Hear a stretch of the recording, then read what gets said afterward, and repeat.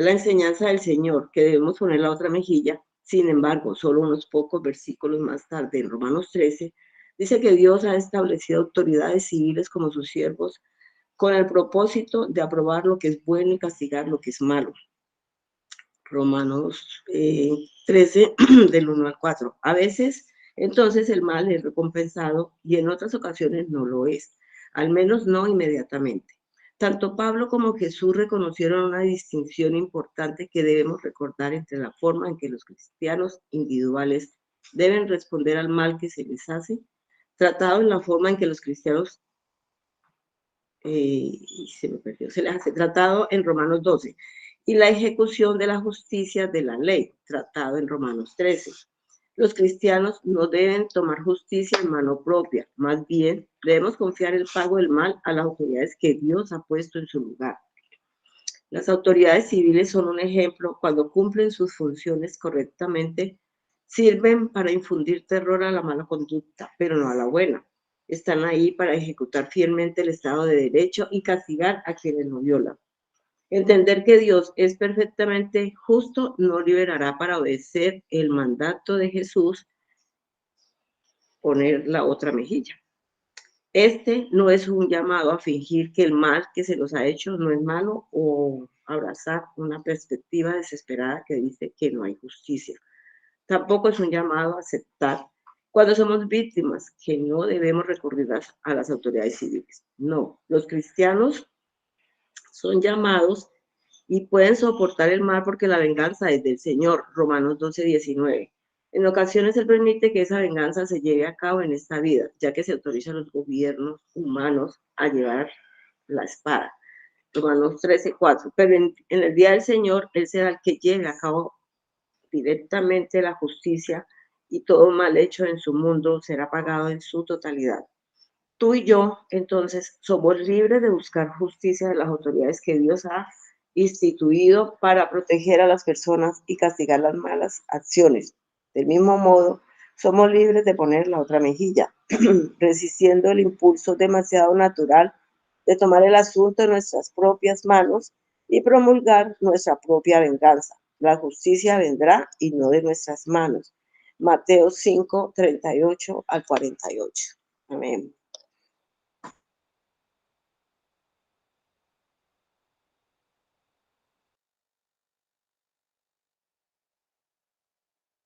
Pastor está en silencio. Gracias, hermanita Jenny. Muy buenos días para todos los que se acaban de conectar. Hoy nos encontramos en el Sermón del Monte. El Sermón del Monte es las verdades absolutas en las cuales nuestro Señor Jesucristo está enseñando la manera en que deben vivir los creyentes. No es nada fácil más el tema del día de hoy, perdonar a nuestros enemigos, no responder mal por mal, porque realmente nuestra vieja naturaleza tiene una tendencia a responder con la misma manera o mayor intensidad con que nos desprecian o nos atacan. Y realmente la vida del creyente es la vida de Cristo. No puede ser otra vida. La vida de Cristo debe ser la que estábamos viviendo nosotros. Y de las cosas difíciles del cristianismo es tener un corazón perdonador, un corazón totalmente entregado a nuestro santo Dios y que Él sea el que haga justicia. Porque vivimos en un mundo caído, donde hay mucha injusticia, incluso entre las mismas que estableció Dios para que hicieran justicia en la tierra, es decir, las autoridades, es injusta.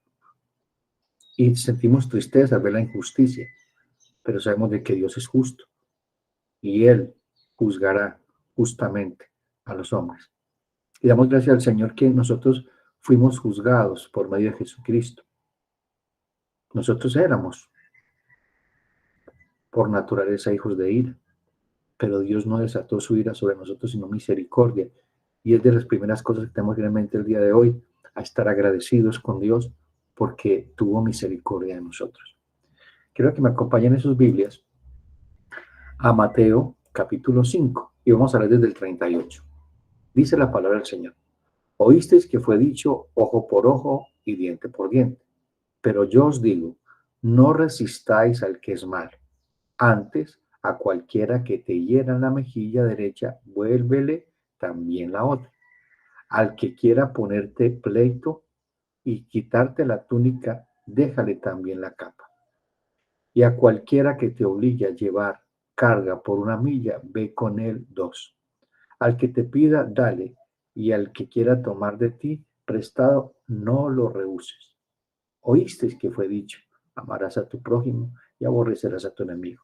Pero yo os digo, amad a vuestros enemigos, bendecid a los que os maldicen, haced bien a los que os aborrecen, y orad por los que os ultrajan y os persiguen, para que seáis hijos de vuestro Padre que está en los cielos, que hace salir el sol sobre malos y buenos, y que hace llover sobre justos e injustos.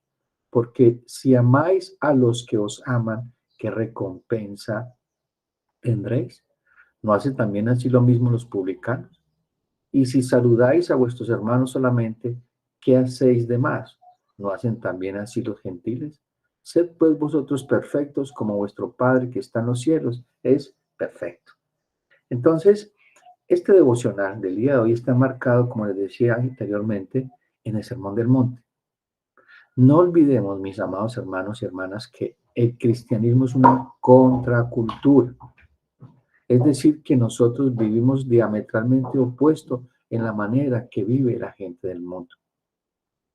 Fuimos llamados a marcar la diferencia, a ser luminares en medio de una generación perversa.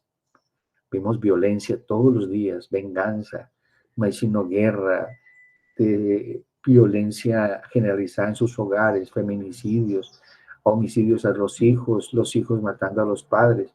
Estamos viviendo un tiempo muy convulsionado. Y lo más triste es que dentro del pueblo de Dios, dentro de la iglesia, es una tendencia a vivir de esa misma manera. ¿En qué sentido? En vivir vengándonos de los demás. Entonces tengamos en cuenta, mis amados hermanos, que no fuimos llamados a vivir como de esa misma manera.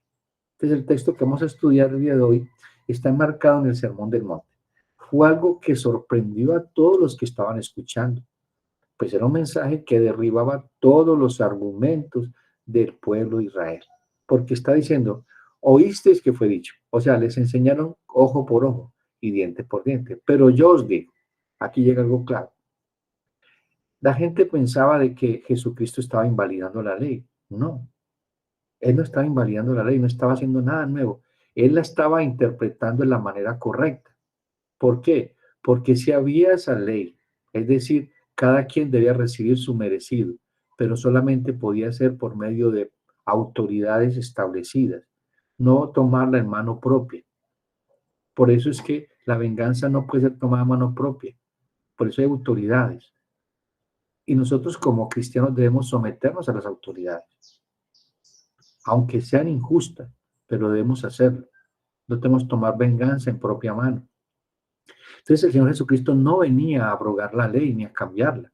En Mateo 5, 17 al 18 dice, no penséis que he venido para abrogar la ley o los profetas. No penséis que he venido para abrogar la ley o los profetas. No he venido a abrogar, sino para cumplir. Él es el cumplimiento de la ley y los profetas. Cristo es el verbo hecho carne. Es decir, la misma palabra hecha carne estaba enseñando lo que Dios había entregado a Moisés para que el pueblo tuviese orden y disciplina. Porque realmente eso fue dado por Moisés, entregado por Dios, para que el pueblo tuviera autoridades quien pudiera establecer justicia en la tierra y hubiera un orden. Pero lo que estaba pasando allí era de que el pueblo de Israel se estaba convirtiendo en que odiábanse los unos a los otros y tomaban justicia en su propia mano. Entonces dice el Señor, porque de cierto os digo que hasta que pase el cielo y la tierra, ni una jota ni una tilde pasará de la ley hasta que todo se haya cumplido. Entonces es claro que nuestro Señor Jesucristo declaró que los escribas y fariseos habían manipulado la ley de Dios para su propia conveniencia. Y así fue. Ellos habían manipulado la palabra del Señor y han establecido su propia interpretación acomodándola a ellos mismos. Puede pasar en la vida de muchos creyentes que usamos la palabra del Señor para justificar nuestros pecados y enseñorearnos de otros. Somos muy expertos en tomar la ley, la palabra del Señor y darle al hermano. La palabra del Señor fue dada para restaurar, para disciplinar. La palabra disciplina no significa azotar, sino enseñar. para exhortar. La palabra exhortar significa poner la idea correcta en la mente de alguien cuando está equivocado, es decir, poner el pensamiento de Dios frente a un pensamiento equivocado. Pero es muy triste ver que dentro de la iglesia hay divisiones, pleitos, iras y contiendas. Y no solamente en la iglesia, sino en los hogares. Muchos matrimonios, los esposos después están cargados en contra de su esposo, en contra de su esposa. Cristo deja claro que los escribas y fariseos habían manipulado la ley de Dios para su propia conveniencia. Entonces dice la palabra del Señor en mismo Mateo 5:20. Porque yo os digo, si vuestra justicia no fuere mayor que la de los escribas y fariseos, no entraréis en el reino de los cielos. Es decir, tenemos que tener claro que no se trata de nuestra propia justicia. Se trata de la justicia de Dios. Dios es el único justo y perfecto. Y aquí vamos a llegar a un punto muy importante, porque nosotros queremos tener justicia en nuestras propias manos. Vuelvo y reitero, usar la palabra del Señor para justificar mi pecado y acusar el otro. Por eso dice la Biblia que quítate la viga de tu ojo para que puedas ayudar a aquel que tiene una paja en el ojo. Para muchos, como Cristo, Él estaba enseñando la verdadera propósito y espíritu de la ley. Pero la interpretación había sido distorsionada por corazones perversos, por corazones que estaban pensando solamente en ellos mismos, no en quien había entregado la ley, que era Dios. En Mateo 7, 28 al 29 dice, cuando terminó Jesús estas palabras, mire, al terminar el sermón del monte, dice el Señor, y cuando terminó Jesús estas palabras, la gente se admiraba de su doctrina, porque les enseñaba como quien tiene autoridad, no como los escribas. Cristo estaba enseñando porque Él no solamente enseñaba, sino que vivía lo que predicaba. Es decir, el verbo hecho carne. Cristo vivió todo lo que predicó, absolutamente todo. Todo lo que Cristo enseñó, Él lo vivía, es decir, tenía autoridad para enseñar. Eso es lo que está diciendo este versículo. Los escribas no, porque ellos decían una cosa y vivían de una manera diferente. Pues que Jesús les dice, ustedes son sepulcros blanqueados. Por fuera tienen apariencia de piedad, pero por dentro están llenos de podredumbre. Eso también dijo, escuchen todo lo que ellos dicen, pero no hagan lo que ellos hacen. Entonces la palabra del Señor nos enseñará hoy qué es la injusticia y la verdadera justicia de Dios.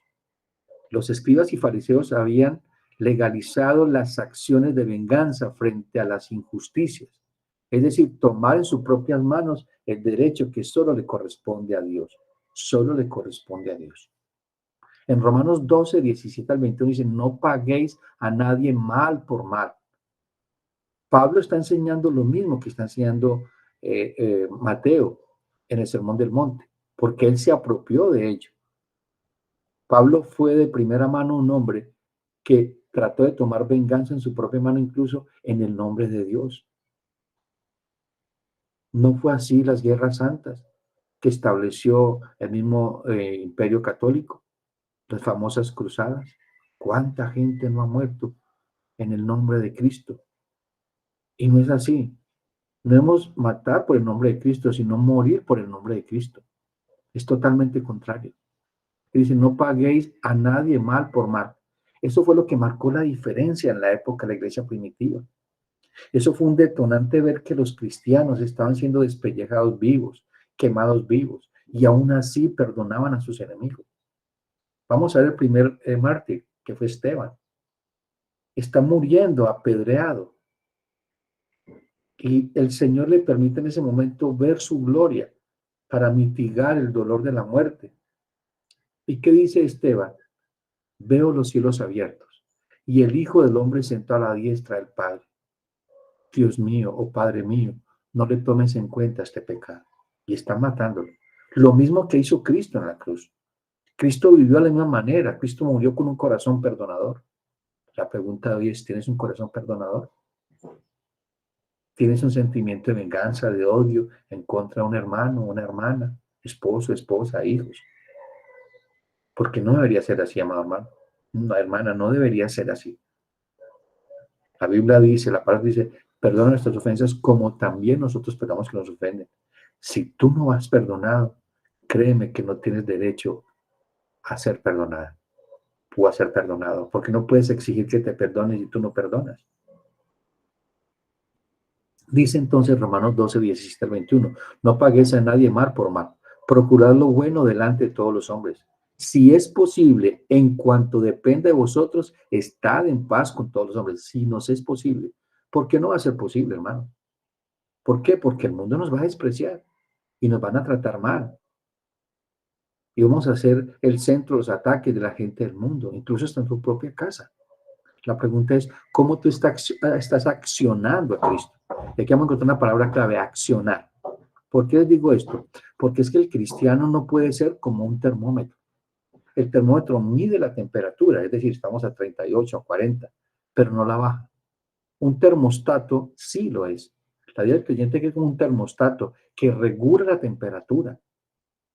Si está muy alta, pues la vamos a regular, a poner el punto que es. Si está muy baja, aún la vamos a subir.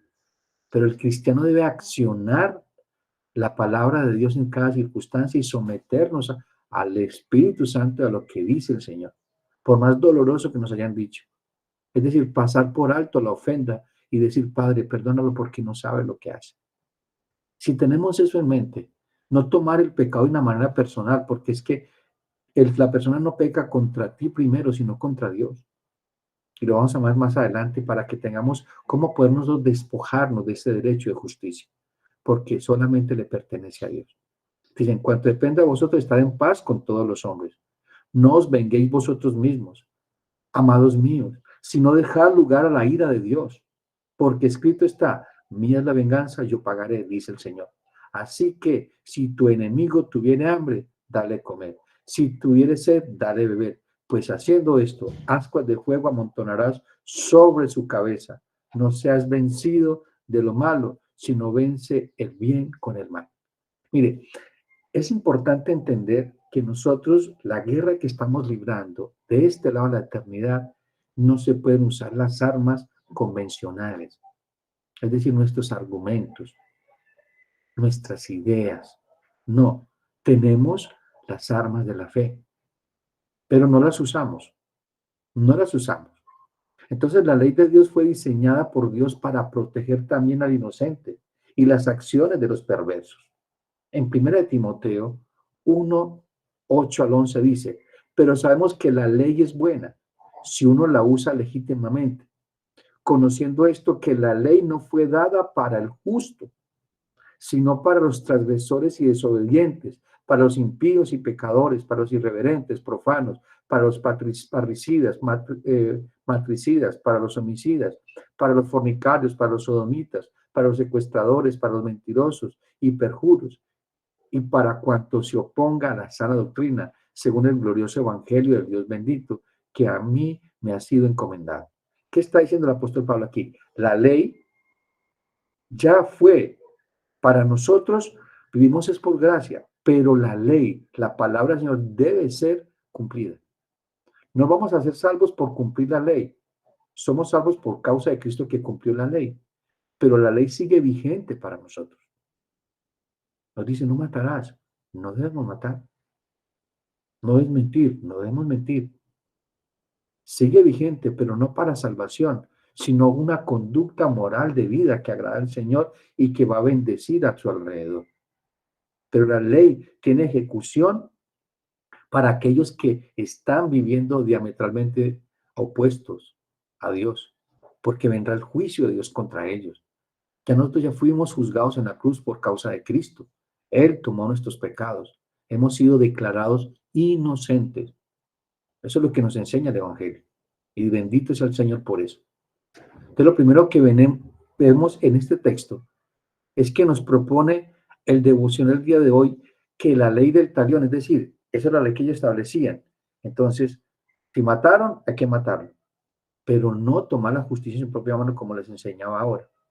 Entonces, nuestro santo Dios, al dar su ley, procuró regular la vida moral de su pueblo, para el pueblo que pudiera relacionarse de una manera correcta con Dios, y nos reveló a Moisés cómo debía hacerlo. ¿Cómo debía hacerlo? Entonces, a Moisés Dice en Éxodo 34, 4 al 7. Y Moisés alisó 2 tablas de piedra como la primera, y se levantó de mañana y subió al monte Sinaí, como le mandó Jehová. Y llevó en su mano las 2 tablas de piedra. ¿Qué está pasando aquí? Las primeras tablas Moisés las partió, porque el pueblo estaba adorando un becerro de oro. Aquí vuelve y sube al monte, y Dios escribe, Moisés escribe los 10 mandamientos. Y mire lo que pasa en ese momento. Y Jehová descendió en la nube y estuvo allí con él y proclamando el nombre de Jehová. Y pasando Jehová por delante de él, proclamó. Mire cómo fue. Dios está dando la ley y mire lo que dice Dios.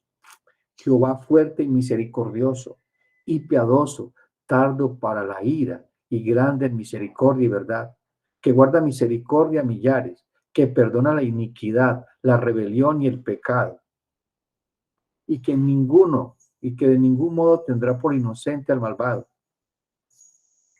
que visita la iniquidad de los padres sobre los hijos y sobre los hijos de los hijos hasta la tercera y cuarta generación. Hermanos, mire que aquí estamos encontrando algo importante. Estando la ley, diciendo yo soy misericordioso. O sea, estoy estableciendo principios morales para que vivan de la manera correcta. Pero soy un Dios misericordioso. Cuando un padre establece principios de autoridad en casa, límites, está demostrándole amor y respeto por sus hijos. Por eso es que hay normas, hay reglas, y debe establecerse la manera en que vivimos nosotros. Por eso Dios estableció cómo vivir. Pero si vivimos diametralmente opuesto, es decir, decimos que Dios dice que Él me perdonó, pero yo no perdono. Él dice que me amó, que yo era enemigo de Él, y yo, ¿por qué no amo a mi enemigo? Entonces Juan nos lleva a este mandamiento mucho más profundo. Mira lo que dice primera de Juan 4, 15 al 17. Todo aquel que confiese que Jesús es el Hijo de Dios, Dios permanece en él y él en Dios. Y nosotros hemos conocido y creído el amor que Dios tiene para con nosotros. Dios es amor. Y el que permanece en amor permanece en Dios y Dios en él. Y en esto se ha perfeccionado el amor en nosotros, para que tengamos confianza en el día del juicio. Pues como Él es, así somos nosotros en este mundo. Hago una pregunta. ¿Nosotros somos como Cristo en este mundo?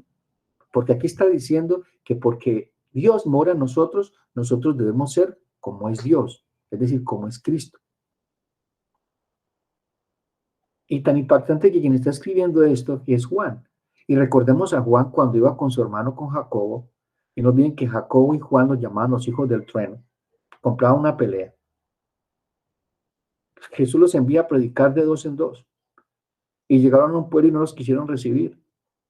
Y llegaron de Jesús y le dijo, Señor, ¿quieres que oremos para que llueva fuego del cielo contra ellos? Y Jesús les dijo, ¿ustedes de qué espíritu son? Tenemos esa tendencia como Juan y Jacobo. Y dice a Juan hablando, el discípulo del amor, amando a sus enemigos. ¿Somos nosotros así? Nuestro santo Dios quiere que nosotros seamos como Él es. Ese es el propósito de la salvación, mi amado hermano. El propósito de la salvación no es hacerte una buena persona, ni un buen padre, ni un buen hijo, ni una buena esposa. No, es llevarte a ser como Cristo. Y lee Romanos 8, 28 al 31 y 32, para que veas que esa es la finalidad de la salvación. Dios está formando el carácter de Cristo en ti todos los días. Tengamos eso en mente, que esa es la finalidad de la salvación, ser semejantes a Cristo. No iguales, semejantes. Somos una imagen de Cristo al mundo. El mundo debe ver a Cristo en ti. Lucas 23, 33 al 34. Y cuando llegaron al lugar llamado de la calavera, le crucificaron allí. Y a los malhechores, uno a la derecha y otro a la izquierda. Y Jesús decía, Padre, perdónalos porque no saben lo que hacen. Cristo nos enseña a morir con un corazón perdonador. ¿Tienes un corazón perdonador? ¿Tengo yo un corazón perdonador? Esto es lo que quiere que los creyentes tengan en sus mentes frente a la justicia. Cómo vivimos en la justicia de Dios. Y entendamos algo, la palabra justicia, cuando está escrita en la Biblia, está hablando de la palabra de Dios, está hablando de la ley de Dios y de toda la escritura. En Mateo 5, 39 al 42 dice, pero yo os digo, no resistáis al que es malo, antes a cualquiera que te hiere en la mejilla derecha, vuelve también la otra. Y al que quiera ponerte a pleito, quitarte la túnica, déjale también la capa. A cualquiera que te obligue a llevar carga una milla, ve con él dos. Al que te pida, dale, y al que quiera tomar de ti prestado, no la rehuses. Qué impactante, ¿no? Esto es un mensaje totalmente diferente a lo que dice el mundo. Porque el mundo va a decir, ah, pues te hizo esto, hágale dos. O sea, siempre tome venganza en sus propias manos. El Señor exhorta a los creyentes a no ejercer resistencia a la maldad de los incrédulos y obrar en la misericordia de Dios. Y reitero, las armas de nuestra milicia no son carnales. No son carnales. Mira que dice 2 Corintios 10, 3 al 5. Pues aunque no andamos, perdón, pues aunque andamos en la carne, no militamos según la carne. Porque las armas de la milicia no son carnales, sino poderosas en Dios para destruir fortalezas, derribando argumentos y toda altivez que se levanta en contra del conocimiento de Dios, llevando cautivo todo pensamiento a la obediencia de Cristo. Hermanos, qué argumentos, qué fortaleza, qué orgullo hay en nuestro corazón que no nos permite entender de que Dios dijo, ama a tu prójimo, perdona a tu enemigo. Tenemos que despojarnos de nuestra propia justicia y dejar paso a la justicia de Dios, porque así como aquel que tú estás odiando, tú también eres culpable de juicio. ¿Por qué? Vuelvo y reitero, quítate la viga del ojo. Aquel que quieres vengarte, hermanos, el Señor dice, mía la venganza, yo pagaré. Antes ora por esa persona, porque está bajo la ira y el juicio de Dios. La Escritura dice, hay de aquel que hace tropezar a mis pequeños. Le fuera mejor amarrarse una piedra de molino y tirarse al mar. O sea, es mejor morir así que caer en las manos de un Dios airado. Pues tenemos que orar por nuestros enemigos, porque sobre ellos está la ira de Dios. Es la ira de Dios. Algo que hemos de tener claro es que solo esto puede hacer, o sea, es decir, poder perdonar de esta misma manera, solamente es para aquellos nacidos de nuevo, para aquellos que en él o en ella está morando el Espíritu de Dios, una nueva naturaleza. Si no, no puede ser. En tus fuerzas tú no puedes perdonar de la manera correcta. Puedes olvidar, o sea, perdonar, pero no olvidar, como dicen por ahí. O deja que el tiempo pase y en el tiempo te perdonaré. Eso es lo que hacemos en el mundo. Pero en Cristo es una decisión. Decido hoy perdonar y entregar a Dios la justicia, pedirle perdón a Dios porque he pecado en contra de mi prójimo. Esto es madurez espiritual. La madurez espiritual es eso, es cómo nosotros accionamos la palabra del Señor en diferentes circunstancias de nuestra vida. Eso es lo que nos dice Hebreos 5:14. Dice, pero el alimento sólido es para los que han alcanzado madurez, para los que por el uso tienen los sentidos ejercitados en el discernimiento del bien y el mal. Hago una pregunta. Si nosotros somos maduros en la fe, debemos discernir que lo que estoy pensando, lo que estoy sintiendo, lo que quiero hacer es pecado contra Dios. ¿Y qué tienes que hacer? Despojarte de ese derecho de justicia. Entregarle a Dios esa carga. Porque tú ya no la puedes cargar, porque no vas a poder avanzar. Si tienes un problema con tu hermano, ve y ponte a cuentas. Pide perdón a tu enemigo. Es la diferencia. No, que venga él que fue el que me hizo a mí. No, ve tú, toma la decisión, porque es lo que manda el Señor. En Mateo 5, 43 al 48 dice, ¿viste que fue dicho? Amarás a tu prójimo y aborrecerás a tu enemigo. Pero yo os digo, amad a vuestros enemigos, bendecid a los que os maldicen, haced bien a los que os aborrecen y orad por los que os ultrajan y os persiguen. ¿Para qué? Para que seáis hijos de vuestro Padre que está en los cielos. ¿Sí ves? Esa conducta es la de un hijo de Dios. Si es contrario a eso, tengo una noticia hoy, y buena y mala. No eres un hijo de Dios. Necesitas un arrepentimiento genuino. Hoy es el día del arrepentimiento. Hoy desde el tiempo de venir a la cruz de Cristo, Señor, perdóname. Perdóname porque he odiado a mi prójimo, a mi padre, a mi madre, a mi esposo, a mis hijos, al vecino, a la vecina, a un familiar. No creas que vas a entrar al reino de los cielos si eso está en tu corazón. Necesitamos despojarnos de todo eso. Porque es que el amor de Cristo ha sido derramado en nuestros corazones por medio del Espíritu Santo. Tenemos todos los recursos para poder perdonar. El Señor nos ha capacitado para perdonar. Mira la cruz de Cristo y mírate allí. Porque el único justo es Dios. El único justo es Cristo. Tú y yo somos injustos. Por más justos que pretendamos ser, por más injustos que sean contra ti, sigue siendo injusto. Todo esto es una demanda del Señor contra el yo personal. Ese viejo hombre que cree ser el centro del universo y nuestro egocentrismo nos sentimos como si fuéramos Dios. Eso es lo que pasa cuando pecan contra nosotros. Usted no sabe quién soy yo, ¿sí? Tú realmente no sabes quién eres. Eres un pecador. Así igual con aquel que está pecando contra ti. No hay diferencia. Sí, tu actitud va a ser igual que la de él. Porque si es diferente, eres diferente a él o a ella. Porque estás actuando como un cristiano. En Mateo 10, 38, 39 dice, el que no toma, escucha esto, el que no toma su cruz y sigue en pos de mí, no es digno de mí. El que haya su vida la perderá y el que pierde su vida por causa de mí, la hallará. Niéguense a sí mismo, tome su cruz y sígame. El cristianismo está enfocado a matar ese viejo hombre, ese yo soy, para que reine el verdadero yo soy en tu vida.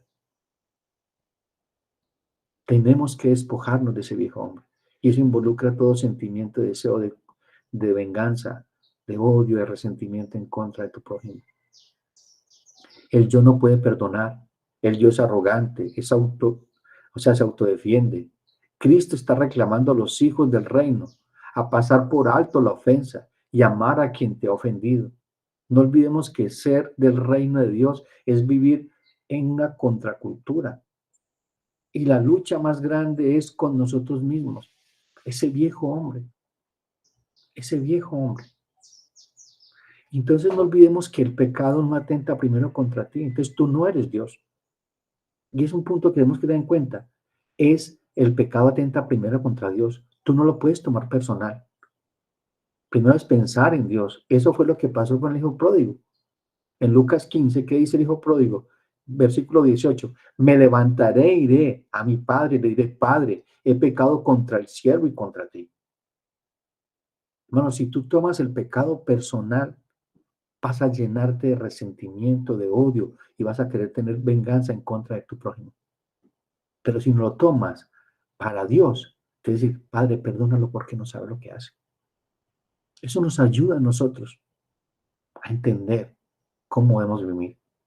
El Señor deja muy claro cuál debe ser la escala del amor que debe gobernar nuestra vida. Lucas 10, 25 al 37. He aquí, un intérprete de la ley se levantó y dijo, para probarle, maestro, ¿haciendo qué cosa heredaré la vida eterna? Y él le dijo, ¿qué está escrito en la ley? ¿Cómo lees?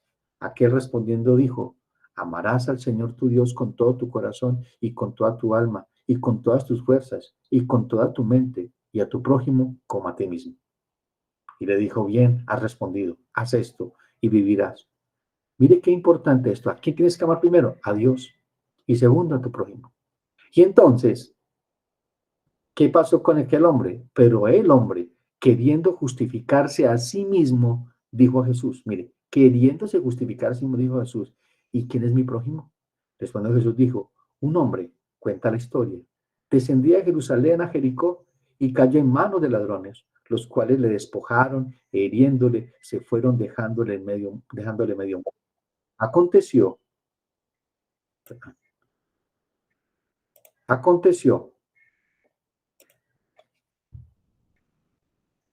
aconteció que descendió un sacerdote por aquel camino y viéndole pasó de largo. Asimismo un levita llegando cerca de aquel lugar y viéndole pasó de largo. Pero un samaritano que iba de camino vino cerca de él y viéndole fue movido a misericordia y acercándose vendó sus heridas, echándole aceite y vino y poniéndole en su cabalgadura lo llevó al mesón y cuidó de él. Otro día al partir sacó 2 denarios y los dio al mesonero y le dijo, cuídamele, y todo lo que gastes de más yo te lo pagaré cuando regrese. ¿Quién pues de estos 3 te parece que fue el prójimo? ¿Del que cayó en manos de los ladrones? Él dijo, del que usó misericordia con él. Entonces Jesús dijo, ve y tú haz lo mismo. Qué tremendo esto. Está hablando de un samaritano. Los samaritanos y los de Judá, de Jerusalén, se odiaban y eran familia, porque eran parte de las 10 tribus que fueron dispersas al reino del norte. Y se odiaban porque no adoraban a Dios de la manera correcta, porque ellos adoraban 2 becerros de oro. Fue el pueblo que se dividió 150 años antes de ser llevado cautiverio a Babilonia, la tribu de Judá. Es por eso la historia de la mujer samaritana. Los judíos pasaban 30 kilómetros más adelante para no pasar por Samaria. Y mira tan impactante, que supuestamente no estaba caminando con el Señor, según los ojos de ellos, mostró misericordia para aquel. Y probablemente tuvo que haber sido un judío el que estaba allí. Había sido asaltado. Hermanos, ¿quién es tu prójimo? O sea, ¿a quién estás seleccionando para perdonar? Porque somos selectivos para perdonar. Somos selectivos para amar, para cuidar, para servir. Fuimos hechos hijos de Dios para ser hijos de Dios, no para pretender ser. Y es claro esto, o somos o no somos. Si somos hijos de Dios, las obras de Dios haremos. En Mateo 5, 13 al 16, ¿qué dice? Vosotros sois la sal de la tierra, pero si la sal se desvaneciere, ¿cómo es ser salada? No sirve más para nada, sino para ser echada fuera y hollada por los hombres. Vosotros sois la luz del mundo. Una ciudad sentada sobre un monte no se puede esconder, ni se enciende una luz y se pone debajo de la luz, sino sobre el candelero y alumbra a todos los que están en casa. Así alumbre vuestra luz delante de los hombres, para que vean vuestras buenas obras y glorifiquen a nuestro Padre que está en los cielos. Cuando vivimos en un mundo lleno de maldad, de violencia, de venganza los unos contra los otros, ¿y nosotros? ¿Y nosotros? ¿Qué estamos haciendo? Cristo nos dejó un ejemplo que debemos seguir. Es el ser de cada creyente, ser como Cristo. Y con este versículo termino. Primera de Pedro 2, 20 al 23. Pues qué gloria es si pecando sois abofeteados y lo soportáis, mas si haciendo lo bueno sufrís y lo soportáis, esto ciertamente es aprobado delante de Dios. Pues para esto fuiste llamados, porque también Cristo padeció por nosotros dejándonos ejemplo, para que sigáis sus pisadas, el cual no hizo pecado, ni se halló en él engaño en su boca, quien cuando lo maldecía no respondía con maldición. Cuando padecía no amenazaba, y escuchen esto, sino que encomendaba la causa a aquel que juzga justamente. Sé que el Señor nos ha hablado, porque desafortunadamente el común denominador dentro de la iglesia es hombres y mujeres que no tienen un corazón perdonado, que aún todavía odian. Y odiar a tu prójimo es matar a tu prójimo. El resentimiento, aquí empieza todo. Por eso es que dice que no se ponga el sol sobre tu enojo, ni des lugar al diablo. Vamos a orar.